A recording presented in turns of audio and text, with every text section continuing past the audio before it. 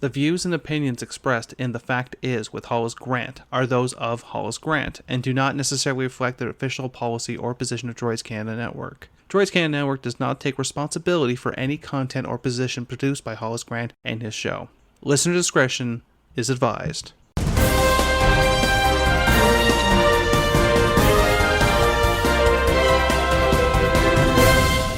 Good morning, good afternoon, and good evening. Thank you for tuning in to another edition of The Fact Is. I'm your host, Hollis Grant, and today we are talking about the variant.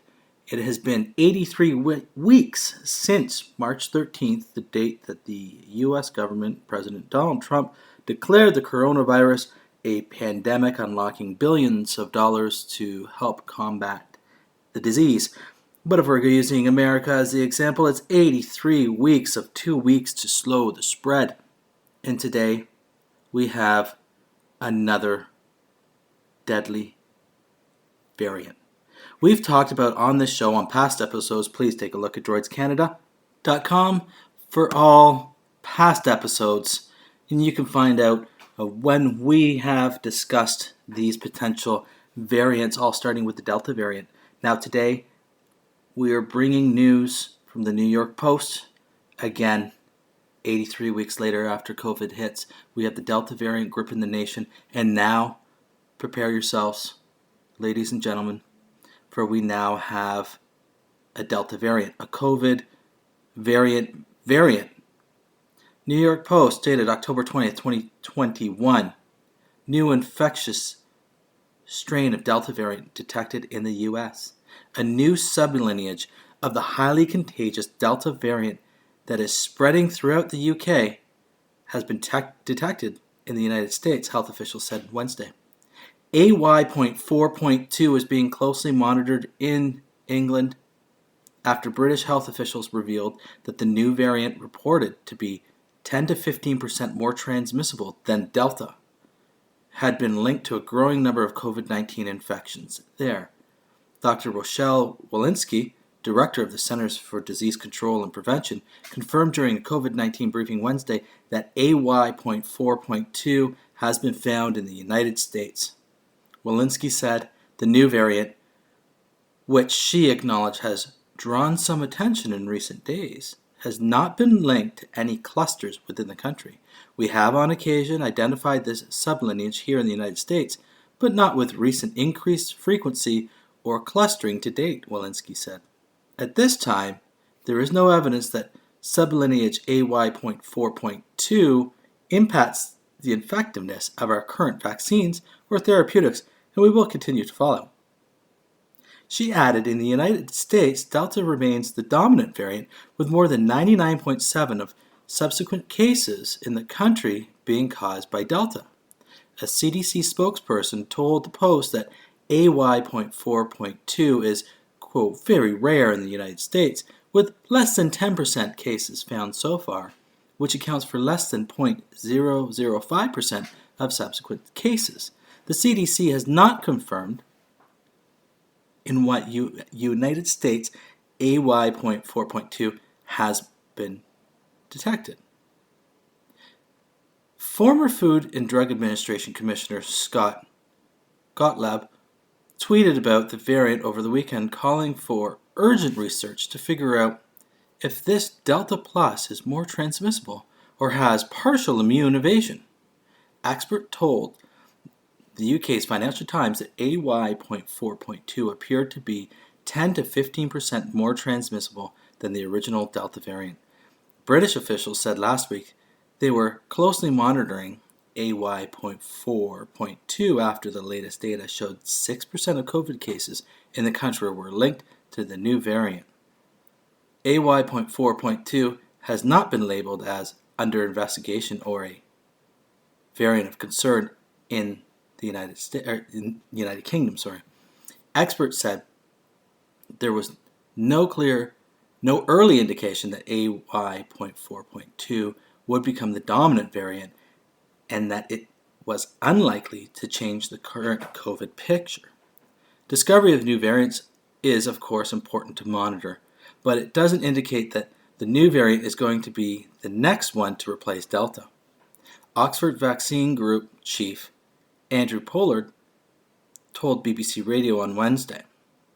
Indeed, even if it does, Delta is incredibly good at transmitting in a vaccinated population, and a new one may be a bit better, but it's unlikely to change the picture dramatically from where we are today. Of course, the Oxford Vaccine Group chief said, it's incredibly good at transmitting in a vaccinated population, and a new one may be a bit better, but it's unlikely to change the picture. So you have someone that's in charge of a pharmaceutical company telling people, we need to get a new vaccine into people's arms. And who pays for said vaccine? The state. Only have to look at who is speaking to these politicians, who is lobbying for these politicians. We've covered on past episodes that Pfizer has lobbied the government. We have covered that Moderna, AstraZeneca have all lobbied governments, and yet this is their highest earning to date. So when a new variant comes out, of course it will be, we need new vaccines. We need new vaccines. We have to protect people. We have to stop the spread. We have to get injections into people's arms to save people because we need to protect people. In governments, we'll keep dishing out taxpayer money saying, yes, let's save the people. We have to protect the people. And the message back to the population will be, we are saving you. We are saving lives. We are making a difference. But meanwhile, the taxpayer is being robbed blind by pharmaceutical companies. When you're looking at a disease that is so deadly that we know that the Delta variant was 100 times more infectious than COVID-19. Now we have another 10% on top of that. Go back to our past episodes where we talked about the Delta variants when it was coming out of India. 83 weeks. 83 weeks since 2 weeks to slow the spread or stop the curve. And here we are yet again with another variant. We're going into a flu season. Flu season starts. We've taken a look at the data. We know that this is the peak time. Within the next few weeks, the flu historically makes a comeback. But we can go back and take a look at the flu data and say, in the year of 2020, there was no flu. There wasn't a single person that was sick with the flu because every single flu stat was counted for under coronavirus, which was covered in 2014 in flu statistics. Yes, coronavirus is a flu. Yes, it's deadly if you're over a certain age. And we're getting back into another flu season, and we're going to go and take a look at Australia, and we know the heavy police presence to stop people and to spray 70-year-old women at a protest with pepper spray. Now let's go back to Dr. Rochelle Walensky.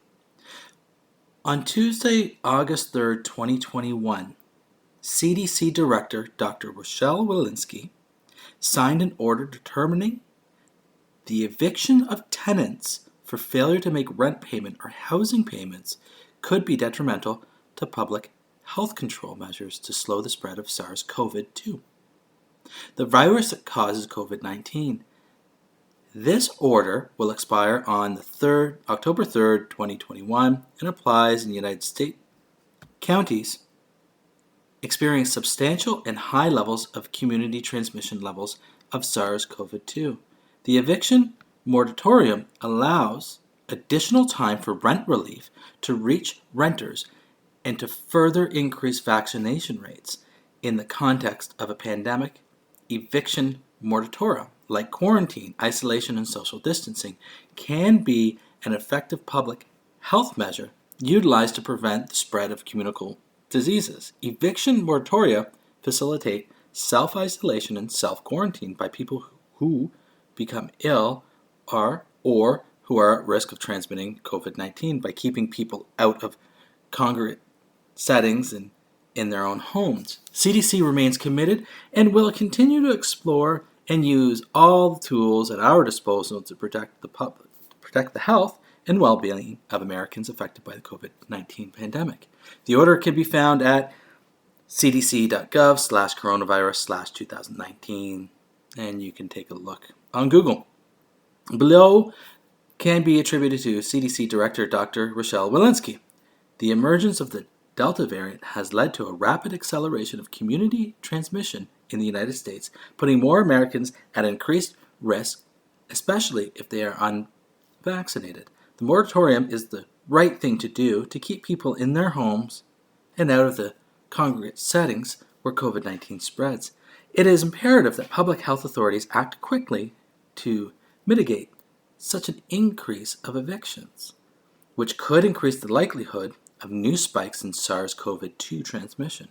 Such mass evictions and the attendant public health consequences would be very difficult to reverse.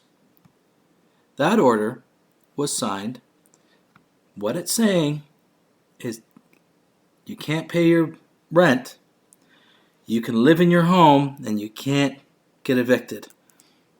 As a renter who hasn't paid the rent, why bother paying any rent and just wait and ride it out? Live rent-free for a while, save some money to the next place that you need to go. But the owners or the landlords have no recourse and still need to pay their mortgage payments. Why is the CDC director taking money out of landowners or landlords or people that might have saved a little bit of extra money through hard work, buy a second home and decide to rent it out for a little extra income? Why should they be on the hook? And why is the healthcare system making these laws? I'd like to thank you for tuning in to this edition of The Fact Is.